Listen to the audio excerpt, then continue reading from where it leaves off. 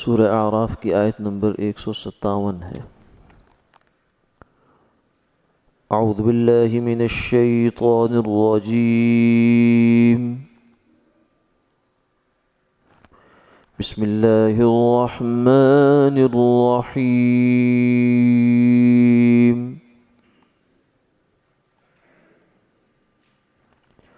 الذين يتبعون الرسول النبي الأمي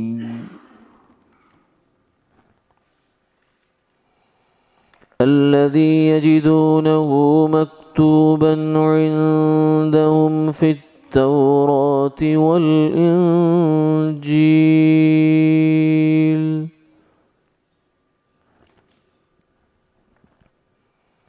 يأمرهم بالمعروف وينهاهم عن المنكر ويحل لهم الطيبات ويحرم عليهم الخبائث ويضع عنهم إصرهم والأغلال التي كانت عليهم فالذين آمنوا به وعزروه ونصروه واتبعوا النور الذي أنزل معه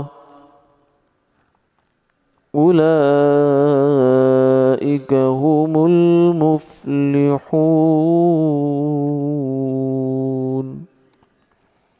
صدق اللہ العظیم۔ وہ لوگ جو پیروی کرتے ہیں اس رسول کی جو نبی امی ہے، کہ جس کو وہ پاتے ہیں لکھا ہوا اپنے پاس تورات میں اور انجیل میں، وہ انہیں حکم کرتا ہے نیک کام کا اور منع کرتا ہے برے کام سے، اور حلال کرتا ہے ان کے لیے سب پاک چیزیں اور حرام کرتا ہے ان پر ناپاک چیزیں، اور اتارتا ہے ان سے ان کے بوجھ اور وہ قیدیں جو ان پر تھیں۔ سو جو لوگ اس پر ایمان لائے اور اس کی تعظیم کی اور اس کی مدد کی اور اس نور کا اتباع کیا جو ان کے ساتھ اترا ہے، وہی لوگ پہنچے ہیں اپنی مراد کو۔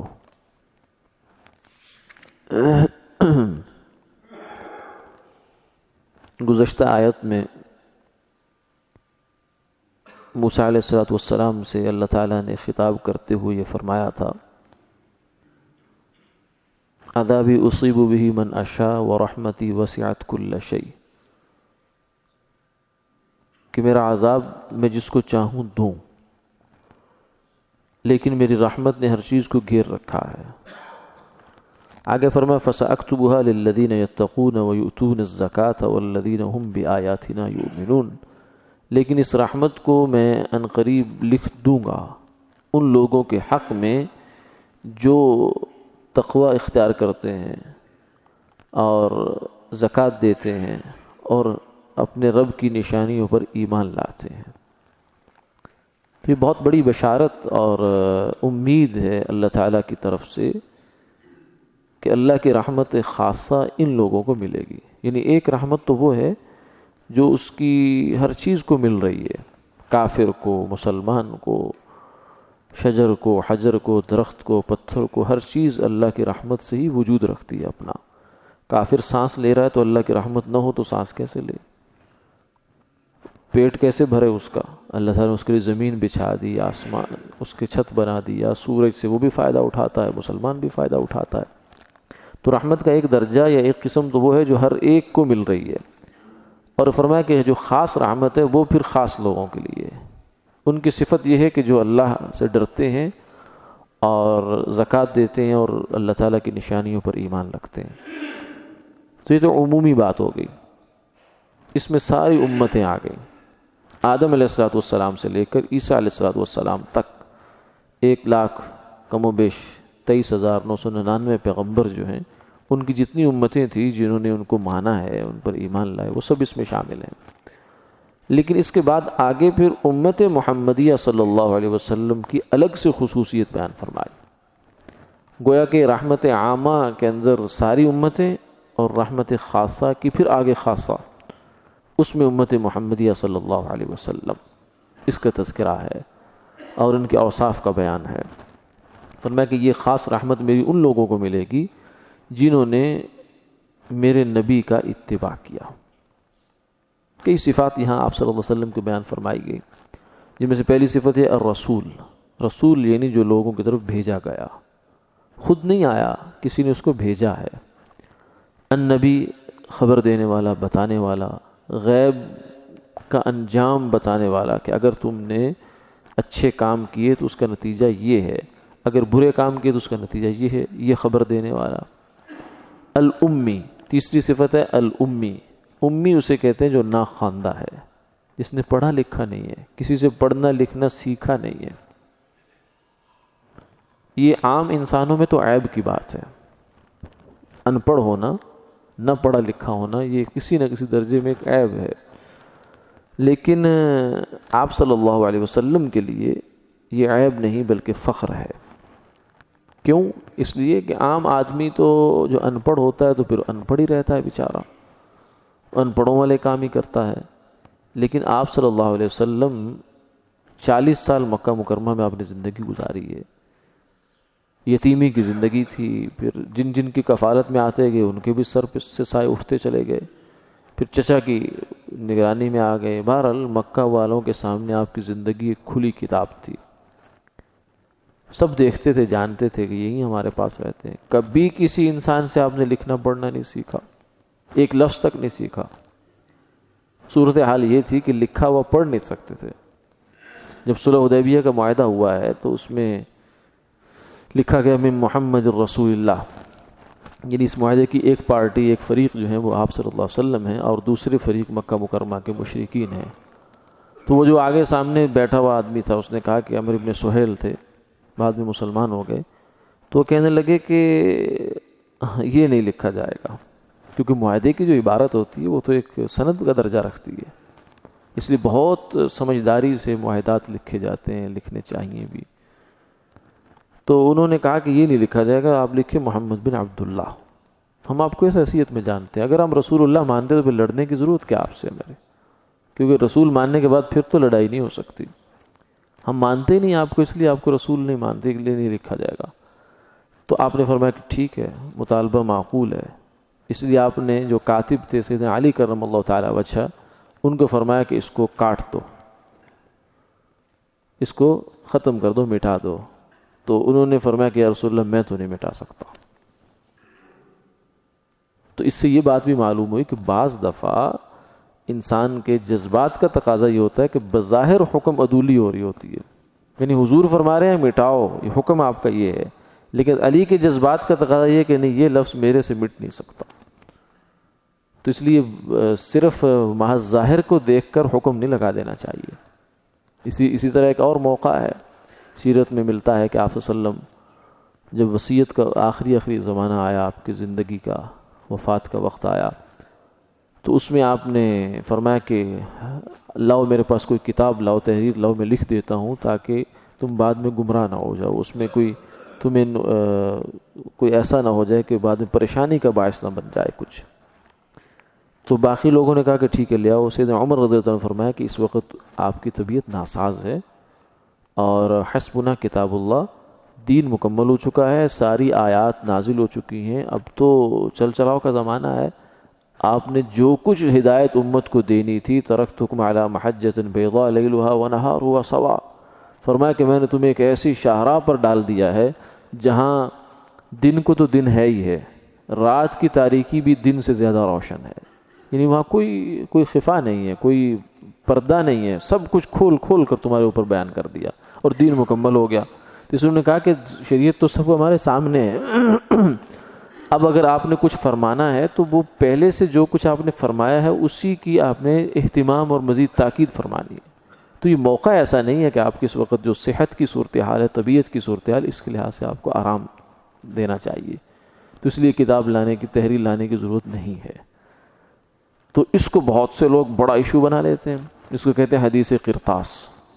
کچھ لوگ جن کو عمر ابو بکر سے کچھ تھوڑی سی وہ رہتی ہے، خار سی رہتی ہے، وہ اس کو بڑا جو ہے نا چارج بناتے ہیں کہ سیدنا عمر رضی اللہ عنہ نے دیکھو جناب تحریر نہیں لکھنے دی، حضور کی نافرمانی کر دی، ایسا کر دیا ویسا کر دیا۔ تو یہ خواہ مخواہ کا بات کا بتنگڑ بنانا ہوتا ہے۔ حقیقت حال یہ ہے کہ جو آدمی اس سچویشن میں ہوتا ہے وہ اچھی طرح فیصلہ کر سکتا ہے کہ یہاں یہی کرنا چاہیے تھا، تو اس موقع پر جو صورتحال تھی اس کے مطابق انہوں نے فیصلہ کیا۔ اسی لیے حضور نے بعد میں یہ بھی نہیں فرمایا کہ نہیں لاؤ باہر صورت، وہ ایک ضروری چیز تھی کیوں رہ جائے، کیونکہ اگر وہ منصب رسالت کا تقاضا تھا تو آپ اس کو بہرحال کرواتے، عمر کے منع کرنے سے نہ رکتے۔ جب عبداللہ بن ابی کا جنازہ آپ پڑھ سکتے ہیں عمر کے منع کرنے کے باوجود، تو یہ کیوں نہیں لکھوا سکتے تھے؟ اس لیے کوئی ایسی بات نہیں تھی، تو یہ شفقتاً منع تھا۔ عمر نے جو تحریر نہ لانے کی بات کی ہے وہ شفقتاً، یعنی آپ صلی اللہ علیہ وسلم کی صورتحال کو دیکھتے ہوئے۔ تو یہ بھی ایک جذبہ ہے، یعنی ایک کیفیت ہے انسان کے دل کے اندر کی جو غالب آئی ہے، اور وہ بظاہر آپ کے حکم سے مختلف ہے۔ اسی طریقے سے یہی جذبہ، اسی قسم کا ایک جذبہ سیدنا علی رضی اللہ عنہ پر غالب آیا۔ آپ نے فرمایا کہ علی مٹا دو اس کو، رسول اللہ کا جو لفظ ہے اس کو مٹا دو، اس کی جگہ لکھو محمد بن عبداللہ۔ اس نے فرمایا یا رسول اللہ میں تو نہیں مٹاتا، واللہ لا امحوہ ابدا، میں تو کبھی بھی یہ لفظ نہیں مٹا سکتا۔ تو آپ نے یہ نہیں فرمایا کہ تم گستاخ ہو، نافرمان ہو، نعوذ باللہ من ذالک، ایسا لفظ تو سوچنا بھی نہیں چاہیے۔ آپ کو اندازہ تھا کہ یہ کس کیفیت میں بات کر رہے ہیں، تو آپ نے فرمایا کہ مجھے دکھاؤ کہاں لکھا ہے۔ پھر جہاں سے لکھا تھا آپ نے خود اپنے ہاتھ سے اس کو سیاہی کو مٹا دیا وہاں سے۔ تو یہ آپ نے پوچھا کہ مجھے دکھاؤ ذرا کہاں لکھا ہوا ہے۔ تو اس لیے الامی، کہیں پڑھا نہیں ہے، لکھا نہیں ہے، کبھی کسی سے سیکھا نہیں ہے، تو عام آدمی کے لیے تو امی ہونا عیب ہے، لیکن سرکار دو عالم صلی اللہ علیہ وسلم کے لیے امی ہونا عیب نہیں بلکہ فخر ہے کہ ایسا آدمی جس نے کبھی کسی سے سیکھا نہیں، پڑھا نہیں، کچھ بھی نہیں، تحریر نہیں جانتا، کچھ نہیں جانتا، اور وہ ایسی بات کرتا ہے کہ دنیا بھر کے سب پڑھے لکھے اس کے سامنے سجدہ ریز ہو جاتے ہیں، اس کی بات کے سامنے سجدہ ریز ہو جاتے ہیں۔ یہ کمال کی بات ہے، اور ایسا کلام لاتا ہے۔ زندگی میں 40 سال گزر گئے، اس نے زبان سے کبھی شعر نہیں کہا، ایک نہیں کہا، وَمَا عَلَّمْنَاهُ الشِّعْرَ وَمَا يَنبَغِي لَهُ، لیکن وہ ایسا کلام لے کے آتا ہے کہ عرب کی ساری بلاغت اس کے سامنے سجدہ ریز ہو جاتی ہے۔ یہ کمال کی بات ہے۔ تو اس لیے الامی کا لفظ ہمارے لیے تو اچھا نہیں ہے، مطلب ایک عیب کی چیز ہے عام انسانوں کے لیے، لیکن رسول اللہ صلی اللہ علیہ وسلم کی صفات میں الامی کا لفظ آتا ہے۔ درود پاک کے بھی صیغے آتے ہیں، اللہم صلی علی محمد النبی الامی، علی محمد النبی الامی، اگر ملا کر پڑھنا ہو تو ایسے پڑھا جاتا ہے اس کو۔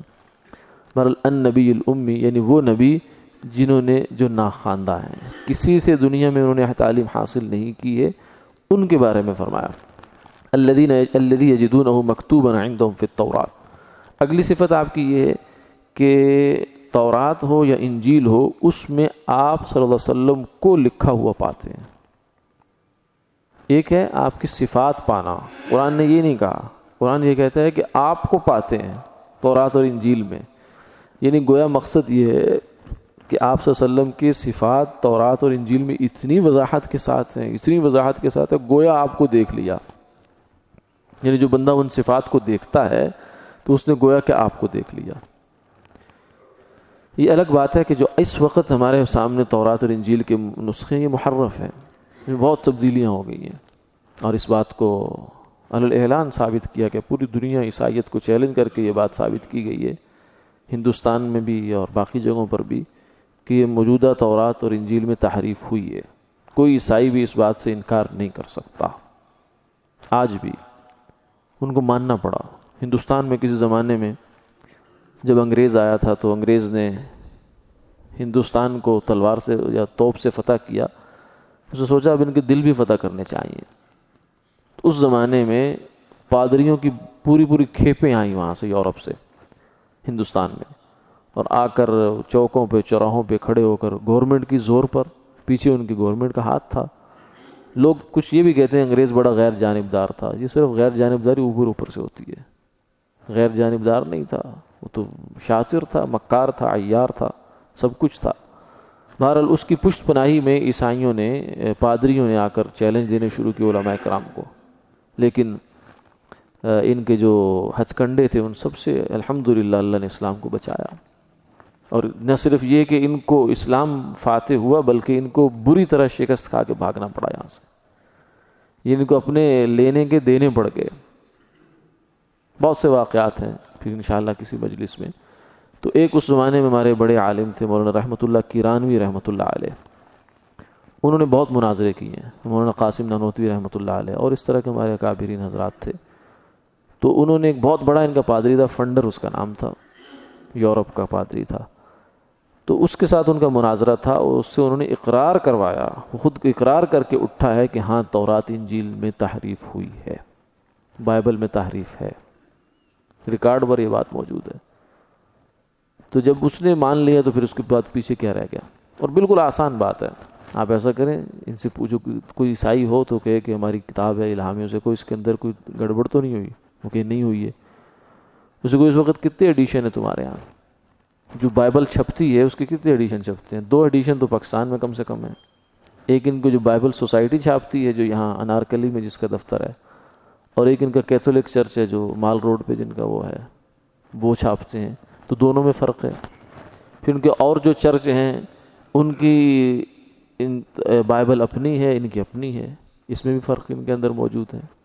تو بہرحال یہ تو ایک بڑا طے شدہ بات ہے کہ تورات انجیل میں تحریف ہے. لیکن اس کے باوجود بھی آج بھی آپ صلی اللہ علیہ وسلم کی صفات اس کے اندر ہیں، اگرچہ اس تفصیل کے ساتھ اور اس وضاحت کے ساتھ نہیں ہے جیسے قرآن کہہ رہا ہے. ہاں اس زمانے میں تھی. اسی لیے تو دیکھیے کہ کسی عیسائی نے اس زمانے میں، کسی یہودی نے قرآن پاک کی اس بات کو چیلنج نہیں کیا کہ تو جھوٹ بولا گیا. حالانکہ یہودی مدینہ منورہ بھرا پڑا یہودیوں سے. 3 بڑے بڑے قبیلے تھے ان کے، بنو نذیر، بنو قریظہ. تو یہ لیکن اس کے باوجود کسی یہودی نے آ کر یہ نہیں کہا کہ یہ کیا بات ہے کہ آپ کہتے ہیں کہ تورات انجیل میں ہم دکھاؤ، یہ ہے تورات انجیل دکھاؤ اس کے اندر. بلکہ اس کے خلاف واقعات رپورٹ ہوئے ہیں. حضرت سلیمان فارسی رضی اللہ تعالیٰ عنہ، بہت مشہور واقعہ آتا ہے، اسلام کا لمبا واقعہ ہے. اس میں انہوں نے آپ صلی اللہ علیہ وسلم کو صفات سے پہچانا ہے. جو ان کو صفات، وہ پہلے مجوسی تھے، مجوسی سے پھر وہ عیسائی ہوئے، عیسائی سے پھر اللہ تعالیٰ نے ان کو ہدایت دی اور پھر وہ مسلمان ہوئے. بڑی لمبی کہانی ہے، ان کی واقعہ ہے. اس میں آخر میں یہ ہے کہ انہوں نے آپ صلی اللہ علیہ وسلم کو آپ کی صفات سے پہچانا. ایک صفت آپ کی یہ تھی کہ آپ صدقے کا مال نہیں کھاتے، زکوٰۃ صدقہ. تو انہوں نے یہودی کے ہاتھ بکتے بکاتے مدینہ میں پہنچے. وہاں جا کر ایک مزدوری کر کے انہوں نے کچھ عرصہ کھجوریں لی اور جا کے آپ صلی اللہ علیہ وسلم کی خدمت میں پیش. ابھی مسلمان نہیں ہوئے، ابھی پہچان کر رہے تھے. تو فرمایا کہ یہ صدقے کا مال ہے اور آپ کے لیے ہے. آپ فرمایا نہیں، میں تو صدقہ نہیں لیتا. یہاں تک باریک باریک جو علامت ہے یہ بیان ہوئی ہے. اور پھر اس کے علاوہ آگے جو عبداللہ بن سلام یہودیوں کے ایک بڑے عالم تھے، آپ نے فرمایا 9 یا 8 کے قریب لوگ تھے. یہ اس وقت یہودیت کے ستون ہیں. اگر یہ لوگ مسلمان ہو جائے تو ان کے پیچھے ساری یہودی قوم مسلمان ہو جائے گی. ان میں سے ایک آدمی مسلمان ہوئے، وہ بھی ایسے ہی ہے، حضور صلی اللہ علیہ وسلم سے کی صفات سے متاثر ہوئے اور کہنے لگے کہ بالکل ہو بہو ہم نے پایا ہے ایسے ہی.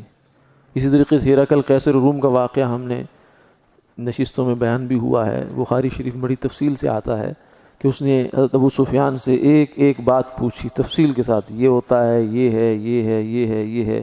سب کا جواب پانے کے بعد ان کا بالکل یہ برحق نبی ہیں اور ان کی جو حکومت ہے وہ یہاں تک پہنچے گی جہاں میں کھڑا ہوں. اور یہ بھی کہا کہ اگر میں جا سکتا ہوتا تو میں جا کر ان کے پاؤں دھو کر پیتا. یعنی اس زمانے کی عیسائیت، اس زمانے کی یہودیت نے اس کو چیلنج نہیں کیا بلکہ اس کو تسلیم کیا ہے. اسی طریقے سے ایک واقعہ مدینہ منورہ ہی کا ہے کہ ایک یہود کا لڑکا تھا، آپ کی خدمت میں آیا کرتا تھا، یہودیوں کا بچہ تھا. تو وہ فوت ہونے کے قریب ہو گیا، نزاع کا وقت تھا اس کا. تو آپ صلی اللہ علیہ وسلم عیادت کے لیے تشریف لے گئے، صحابہ بھی ساتھ تھے. تو دیکھا کہ اس کا باپ اس کے سرہانے پہ تورات پڑھ رہا ہے. تو آپ نے اس کے باپ کو قسم دے کر پوچھا، بظاہر وہ مطلب تورات کا عالم ہوگا کسی نہ کسی درجے میں، بہت بڑا نہ صحیح لیکن کسی نہ کسی درجے میں ہوگا، کہ تم یہ بتاؤ کہ کیا اس تورات میں تم میرے اوصاف پاتے ہو یا نہیں پاتے ہو، میرے بارے میں پیشگوئی ہے یا نہیں ہے؟ تو کہنے لگا نہیں ہے. یہودی جھوٹ تو آرام سے بول دیتے تھے، ان کے لیے کوئی بڑا مسئلہ نہیں، آج بھی نہیں ہے، کسی زمانے میں بھی نہیں تھا. تو وہ کہنے لگا نہیں ہے. اس کے بیٹے نے کہا یہ میرا ابا جھوٹ بولتا ہے، تورات میں بالکل آپ کا نام لکھا ہوا ہے، آپ کی صفات لکھی ہوئی ہیں، تو وہ خاموش ہو گیا۔ تو یہ اس زمانے میں بھی اس قسم کے بہت سے واقعات ہیں تفاسیر میں لکھے ہوئے ہیں، یہ سامنے آئے اور پھر اس نے فوراً جو ہے کلمہ پڑھا، اشہدو ان لا الہ الا اللہ وان محمد عبدہ ورسولہ، تو آپ نے اور پھر اس کی جان نکل گئی، تو آپ نے مسلمانوں کو حکم دیا اپنے صحابہ کو کہ اس کی تجہیز و تکفین تم اپنے مطابق کرو، ان کو یہودیوں کو نہیں دینا، یہ مسلمان ہے بچہ یہ۔ تو اس طرح کے بہت سے واقعات ہیں، اتنے واقعات ہیں کہ بہت لکھے ہیں، پوری کتابیں اس موضوع پر ہیں۔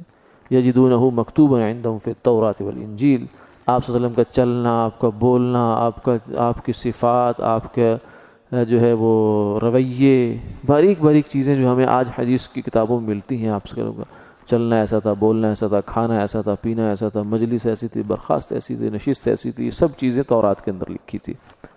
آگے فرمائی امر بالمعروف وینہی عن المنکر، آپ کی پھر اگلی صفت یہ ہے کہ اچھی باتوں کا حکم دیتے ہیں، بری باتوں سے منع کرتے ہیں، اور اچھی چیزوں کو حلال کرتے ہیں، بری چیزوں کو حرام کرتے ہیں۔ اور یہود و نصارہ کے اوپر جو بہت سی انہوں نے پابندیاں اور بوجھ لاد رکھے تھے، کچھ تو بوجھ ایسے تھے انہوں نے خود اپنے اوپر ڈال لیے، جیسے عیسائیوں نے رہبانیت کو اختیار کر لیا۔ فرمایا وَرَهْبَانِيَّةً ابْتَدَعُوهَا مَا كَتَبْنَا عَلَيْهِمْ إِلَّا ابْتِغَاءَ رِضْوَانِ اللَّهِ، یہ رہبانیت یعنی دنیا سے بالکل الگ تھلگ ہو کے کٹ کے چلے جانا، جنگل میں چلے جانا، پہاڑ کی کھو میں چلے جانا، وہاں اللہ اللہ کرتے رہنا، یہ رہبانیت تھی۔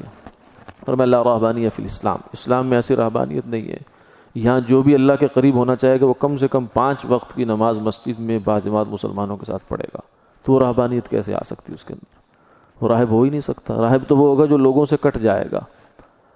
تو خیر ایک تو یہ انہوں نے اپنے اوپر ڈال لیا۔ پھر یہودیوں کے اوپر بہت سے احکامات میں سختیاں تھیں، جانوروں کی چربی ان پر حرام تھی، ہفتے کے دن کا شکار ان پر حرام تھا، اور بہت سی اس طرح کی جو چیزیں ہیں ان پر حرام تھی۔ تو یہ آپ صلی اللہ علیہ وسلم کی برکت سے اللہ تعالیٰ نے یہ سارے بوجھ ان سے ہٹائے۔ وَيَضَعُ عَنْهُمْ إِصْرَهُمْ وَالْأَغْلَالَ الَّتِي كَانَتْ عَلَيْهِمْ، آگے فرمایا فَالَّذِينَ آمَنُوا بِهِ، اب جو لوگ بھی اس نبی پر ایمان لائیں گے، وَعَزَّرُوا، اور اس کی تعظیم کریں گے۔ اس سے یہ بھی معلوم ہوا کہ حضور کو صرف قانونی حیثیت میں ایک پیغمبر ماننا کافی نہیں ہے، بلکہ آپ کے ساتھ قلبی تعلق بھی ہونا چاہیے، کیونکہ احترام آدمی اسی کا کرتا ہے جس کے اندر دل میں محبت ہوتی ہے، اور وہی اصل احترام ہوتا ہے۔ باقی تو صرف منافقت ہوتی ہے، جھوٹ چھوٹ کہ افسر آ گیا تو اس کو سلیوٹ بھی کر رہے ہیں، اور اس کے سامنے جو کر بھی کر رہے ہیں، اور اندر سے گالیاں دے رہے ہیں اس کو، یہ تو جھوٹی عزت ہوتی ہے، یہ تو حقیقت میں احترام ہے ہی نہیں، منافقت ہے یہ تو۔ لیکن یہاں فرمایا کہ وہ لوگ جو ایمان بھی لائے اور آپ کی حقیقی عزت بھی کی، وَنَصَرُوهُ، اور ان آپ کو ہر موقع پر اپنا جان مال تن من دھن لگا کر آپ کی مدد بھی کی، وَاتَّبَعُوا النُّورَ الَّذِي أُنزِلَ مَعَهُ، اور جو ہدایت اللہ کی طرف سے قرآن کی صورت میں، حدیث کی صورت میں، سنت کی صورت میں آپ کے ساتھ اتری ہے، نازل ہوئی ہے، اس کو بھی انہوں نے مانا اور اس کو لے کر سامنے چلے، یعنی پورا اسلام، جو اسلام کے تقاضے سب اس میں آ گئے۔ اولئک هم المفلحون، یہی لوگ ہیں جو اپنی مراد کو پہنچے، یعنی کامیابی کا معیار یہی ہے، اس کے علاوہ ہٹ کر کوئی کامیابی نہیں ہے۔ وآخر دعوانا الحمدللہ رب العالمین۔